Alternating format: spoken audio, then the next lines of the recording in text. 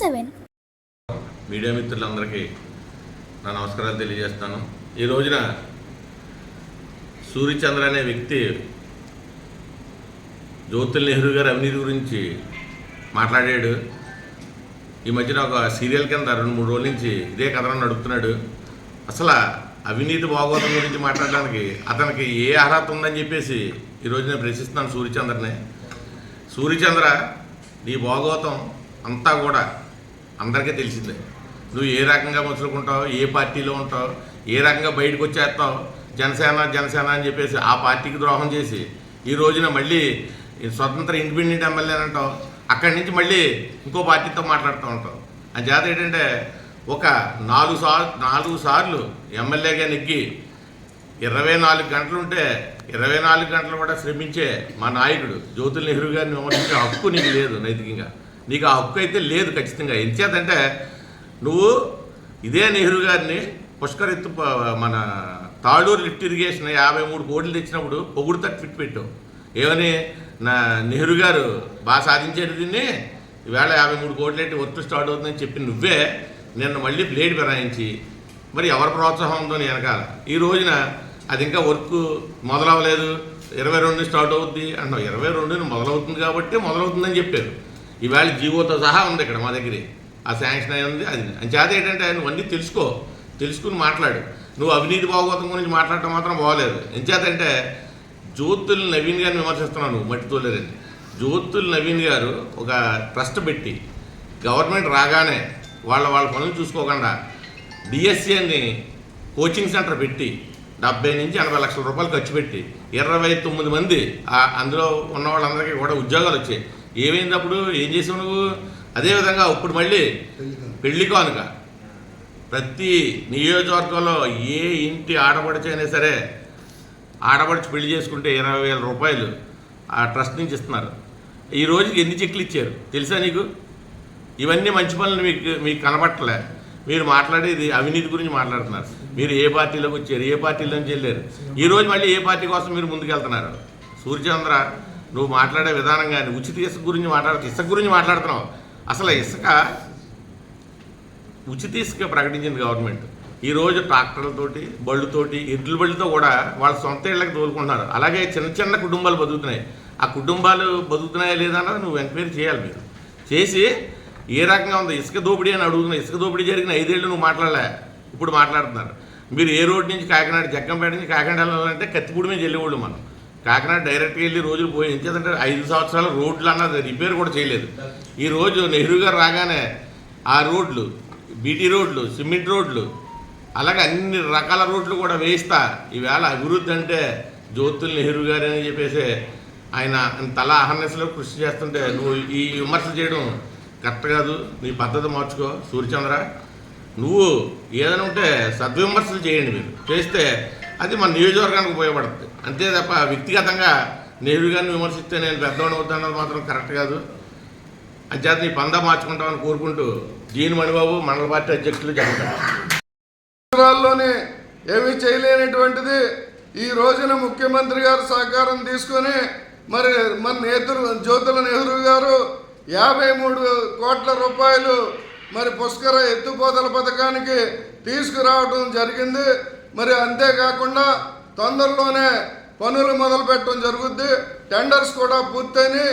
మరి లోకేష్ గారు యువ నాయకులు ఆయన తీసుకొచ్చి ఆయన చేతుల మీద శంకుస్థాపన చేసి మరి దాని ద్వారా మరి రైతాంగం అందరికీ నీరు అందించేటువంటి మరి ప్రయత్నంలో ఉన్నారు. అది జరుగుతూ ఉంది, తొందరలోనే జరుగుద్దని చెప్పి సందర్భంగా తెలియజేస్తూ ఉన్నాం. అంతేకాకుండా మరి మల్లవరం ఎన్నికల ముందు తెలుగుదేశం ప్రభుత్వంలో ఎన్నో కోట్లు శాంక్షన్ చేయించిన జ్యోతుల్ నెహ్రూ గారు ముఖ్యమంత్రి గారిని తీసుకొచ్చి చేస్తే ఆ మెరక ప్రాంతానికి మల్లవరం, మొల్లేరు, అలాగే మన ఇక్కడ ఉన్నటువంటి గోవిందపురం గ్రామాలకు నీరు అందించి సస్యశ్యామలం చేయాలనేటువంటి ఉద్దేశంతో మరి 130 కోట్ల రూపాయలు తీసుకొచ్చి ఈరోజు శాంక్షన్ చేసి పనులు చేపట్టడానికి ముందుకెళ్తా ఉన్నారు మా శాసనసభ్యులు, ప్రభుత్వం అని చెప్పి సందర్భంగా తెలియజేస్తూ ఉన్నాను. అలాగే మావుడాడులో కూడా మరి జ్యోతుల పాపారావు మరి మరి అక్కడ ఉన్నటువంటి ఎత్తిపోతల పథకానికి 5 కోట్ల రూపాయలు పెట్టి అక్కడ ఉన్నటువంటి 2-3 గ్రామాలకి నీరు అందించేటువంటి శివారు భూమి అన్నిటికీ కూడా పంటకి నోసిపోయినటువంటి వ్యక్తులందరికీ కూడా మరి నూతనంగా నీరు అందించి పంటలు పండించుకునేటువంటి అవకాశం రైతుని కాసుకోవడం జరిగిందని చెప్పేసి ఈ సందర్భంగా తెలియజేస్తా ఉన్నాను. మరి ఎన్నికల మేనిఫెస్టోలో పెట్టినటువంటి మరి అంశాలన్నీ కూడా తెలుగుదేశం ప్రభుత్వం కూటమి ప్రభుత్వం కొనసాగిస్తూ ఉంది. జనరంజక పరిపాలన మన బడ్జెట్లోనే కనపడిందని చెప్పేసి ఈ సందర్భంగా తెలియజేస్తా ఉన్నాను. అంతేకాదు మరి ఈ రోజున జ్యోతుల నెహ్రూ గారి మీద మరి తప్పుడుగా మాట్లాడుతున్నావు, అది మీరు ఉపసంహరించుకోమని చెప్పి కోరుతా ఉన్నాను. ఆయన గురించి నీకు తెలుసు, ఆయన కూడా తిరిగావు, అన్నీ తెలుసుకుని కూడా ఉండి ఉపయోగించుకొని మరి అలాగే ఈ రోజున ఉన్నటువంటి జనసేన పార్టీకి కూడా మరి నువ్వు దగా చేసి మోసం చేసి ద్రోహం చేశావు. మరి కూటమిలో ఉన్నటువంటి జనసేనకు నువ్వని చెప్పి ఈ సందర్భంగా తెలియజేస్తా ఉన్నాం. మరి అంతేకాకుండా మరి ఈ రోజుని నువ్వు అడుగుతా ఉన్నావు మరి ఏలేరు ఆధునీకరణ అని చెప్పేసి. మరి ఏలేరు ఆధునీకరణ మరి గతంలో 2 సార్లు మరి పెట్టడం జరిగింది. మరి అది అయిన తర్వాత వైఎస్ఆర్ ప్రభుత్వం వచ్చి ఆగిపోవటం జరిగింది. మరలా ముఖ్యమంత్రి గారి దగ్గరికి వెళ్ళటం, మరి అక్కడ ఉన్నటువంటి లెవెల్స్ కానీ మరి అన్నిటినీ కూడా అక్కడ మరి ఎస్టిమేట్లు వేస్తూ ఉన్నారు. తొందరలోనే దాన్ని కూడా మరి చేయటం జరుగుద్దని చెప్పేసి ఈ సందర్భంగా తెలియజేస్తూ మరి ఇంత చక్కగా పనిచేసినటువంటి అభివృద్ధి మరి ఇంకా ఒకటో చెప్తా ఉన్నావు, చాలా తప్పులు మాట్లాడావు. మరి జ్యోతుల మన చంద్రబాబు నాయుడు గారు జ్యోతుల నెహ్రూని నమ్మట్లేదు, అతను చేసేటువంటి స్కాముల పుట్ట చంద్రబాబు దగ్గర ఉంది, మాట్లాడతాను అధ్యక్ష అంటే కూర్చోను అని చెప్పి మాట్లాడుతూ ఉన్నాడు. దౌర్భాగ్యుడు కూడా తిరిగి వెన్నుపోటు పొడిసి ఈ రోజున మాట్లాడే హక్కు ఉందా అతనికి అని చెప్పి సందర్భంగా అడుగుతూ ఉన్నాను. మరి జ్యోతుల నెహ్రూ మీద ఉమ్మేస్తే సూర్యుడి మీద ఉమ్మేసినట్టే నీ మీదే పడుతుందని చెప్పి సందర్భంగా తెలియజేస్తూ ఉన్నాను. కాబట్టి అటువంటి నాయకుడికి నువ్వు బురద పులుదామని చూస్తూ ఉన్నావు. ఎప్పుడు క్లీన్గానే ఉంటాడు మా నాయకుడు. మరి రాజశేఖర్ రెడ్డి వచ్చి మరి నువ్వు మోసం చేసావు, రోడ్డు తేడా చేసావు అని చూపెట్టినప్పుడే అన్నీ కూడా మరి ఈ రోజు మన క్లీన్ సీట్ తెచ్చుకునేటువంటి పరిస్థితులు ఉన్నాయి. ఎక్కడ 4 సార్లు శాసనసభ్యుడిగా ఒక మచ్చ లేనటువంటి వ్యక్తిగా మరి అంతేకాకుండా మరి ఇవాళ కాలేజీలు తీసుకురావటం, అలాగే మరి అన్ని రకాలుగా హాస్పిటల్ కానీ అనేక రకాల కార్యక్రమాలు తీసుకురావటం మరి అభివృద్ధిని అందించడం జరుగుతూ ఉంది. మన రాష్ట్రంలో ఉన్నటువంటి అందరు శాసనసభ్యులు ఒక పక్క అయితే 21వ గ్రేడు మన శాసనసభ్యుడు మరి మన జ్యోతుల నెహ్రూ గారికి వచ్చింది. మరి అభివృద్ధి పదంలో వెళ్తున్నటువంటి 21వ స్థానంలో మన నాయకుడు ఉన్నాడని చెప్పేసి సందర్భంగా తెలియజేస్తా ఉన్నాను. పొరపాటు తొలింది, మన్నించండి. మరి 11వ గ్రేడు మరి ఏ గ్రేడు మరి జ్యోతుల నెహ్రూ గారికి A+ మరి కేటగిరీగా చేయటం ఎంపిక చేయటం జరిగింది రాష్ట్ర ప్రభుత్వం అని చెప్పి ఈ సందర్భంగా తెలియజేస్తూ మరి ఇక్కడ అభివృద్ధిని ప్రజా సంక్షేమాన్ని అన్ని రంగాలుగా కూడా అభివృద్ధి పదంలో దూసుకెళ్తున్నటువంటి జ్యోతుల మరి నెహ్రూ గారి మీద బురద జల్లాలనుకుంటున్నావా, అది ఎవరికి కూడా మరి సాగదని చెప్పేసి ఈ సందర్భంగా తెలియజేస్తా ఉన్నాను. మరి ఈ రోజున ఆధ్యాత్మికంగా మరి అక్కడ దేవాలయాలు నిర్మించి మరి ప్రజలకు అనేక రకాల అవకాశాలు కల్పిస్తే దానిని కూడా నువ్వు మరి వేరే రకంగా మాట్లాడుతూ ఉన్నావు. విరమించుకో అని చెప్పేసి ఈ సందర్భంగా తెలియజేస్తూ ఉన్నాను.